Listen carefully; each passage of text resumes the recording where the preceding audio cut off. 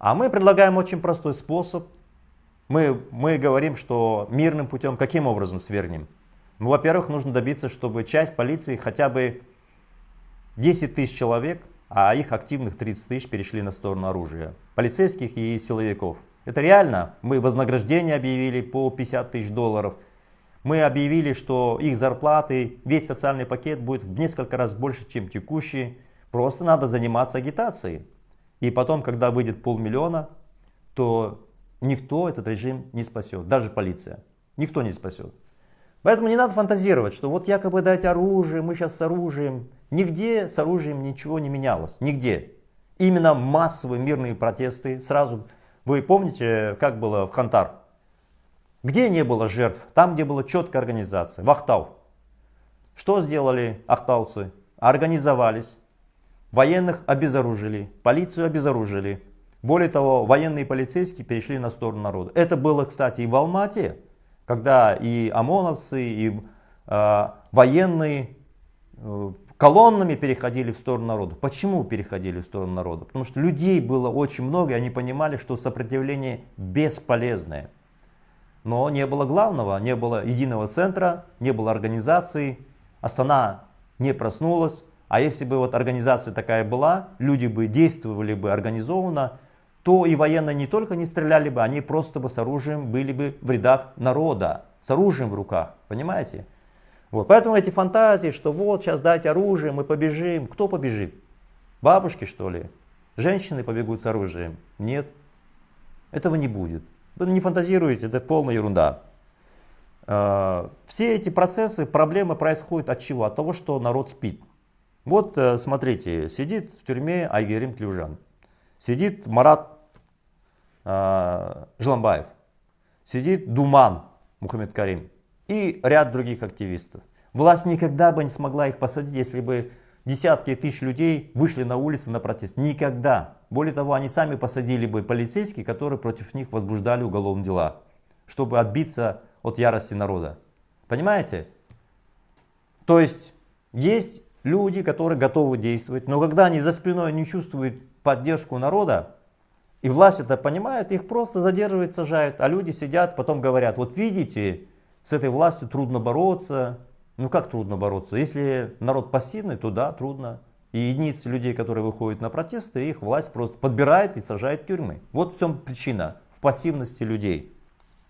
Поэтому, уважаемые друзья, как минимум сейчас что нужно? Нужна поддержка этим политическим заключенным, разным активистам.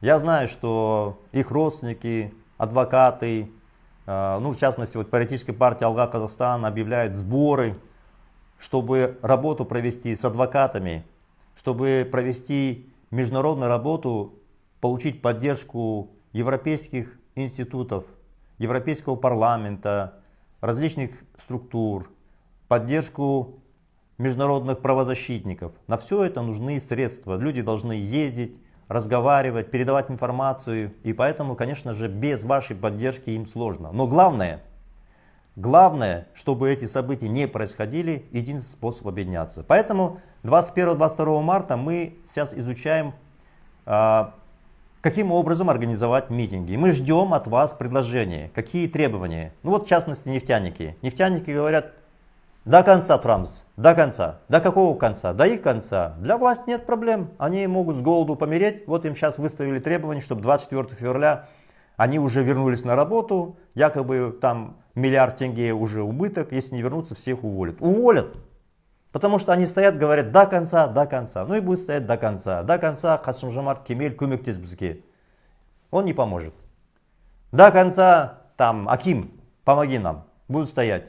Это было уже в Жанаузене, когда там около 10 тысяч человек бастовало, потом начали штрафовать, кого-то уговорили, люди часть вернулись, и около 500 человек остались на площади. Это уже было. Это вы спросите у жанаузенцев, это уже было. Единственный способ объединяться, в частности нефтяникам, я говорил, нужно идти к другим нефтяникам, с ними. Железнодорожная организация 140 тысяч человек.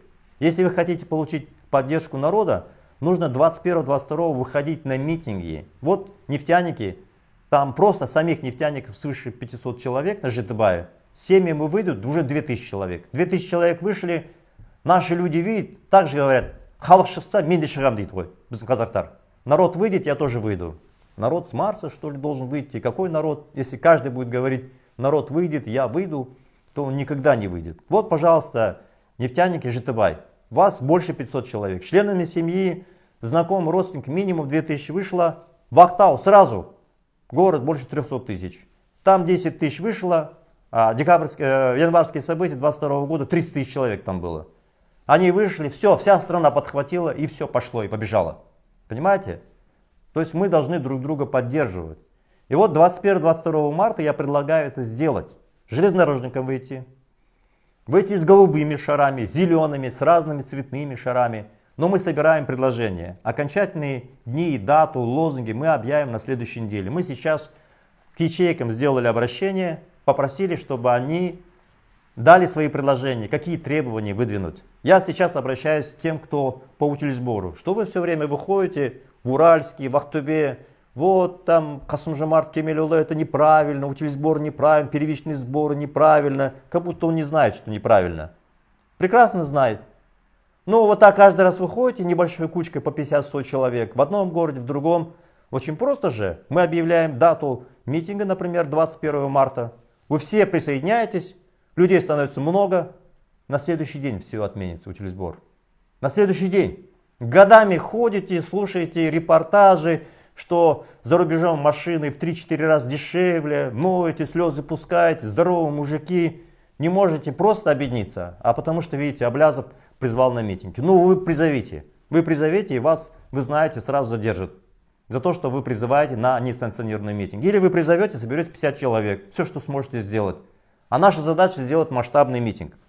Я в качестве примера хотел бы привести, мне часто говорят, вот как Украина, чтобы не было войны. Как у нас в казахах говорят, Шукур-Тауба. Шукур-Тауба, мы посмотрим теперь голубые шары. Токаев, наверное, не будет уже полиции резать или будет? Если не будет, мы что, с Шукур-Тауба добавим, что мы продвинулись, уже голубые шары не подрезают. Это уже за 6 лет такой шаг вперед мы можем себе сказать. Правильно? А многие говорят, что нужно тихо сидеть, а иначе будет как война в Украине. Ну, во-первых, я хочу сказать, что рядом с нами два опасных соседа. Это Россия и Китай. Они всегда были. И как-то мы тут территорию создали, современную территорию Казахстана. Вы что думаете, наши предки сидели в такой вот юрте, и ой, Шукур-Тауба, Китай, значит, на нас не нападет, Россия на нас не нападет, и будем тихо сидеть, и поэтому нам подарили огромные территории. Так же не было, это люди воевали, не сидели, Шукур-Тауба, саясатпен айналыспаймын и так далее. Такого же не говорили, я политикой не занимаюсь. Они воевали за эту землю и отстояли ее. А если бы они так себя вели бы, никогда бы у нас не было ни земли, ни нации, вообще ничего не было бы. Так же?